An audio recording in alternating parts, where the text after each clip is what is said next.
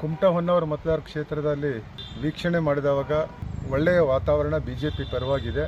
100ಕ್ಕೆ 100ರಷ್ಟು ನಾನು ಗೆಲ್ತೇನೆ ಎನ್ನುವ ಒಂದು ವಿಶ್ವಾಸ ಮತದಾರರನ್ನು ನೋಡಿದವಾಗ ವೋಟ್ ಹಾಕುವಂಥ ಸಂದರ್ಭದಲ್ಲಿ ಬೂತ್ಗೆ ಬಂದವಾಗ ಮತದಾರರು ದೊಡ್ಡ ಪ್ರಮಾಣದಲ್ಲಿ BJP ಪಕ್ಷಕ್ಕೆ ಮತ ನೀಡ್ತಾರೆ ಎನ್ನುವ ಒಂದು ವಿಶ್ವಾಸವನ್ನು ತೋರಿಸ್ತಾ ಇದ್ದಾರೆ.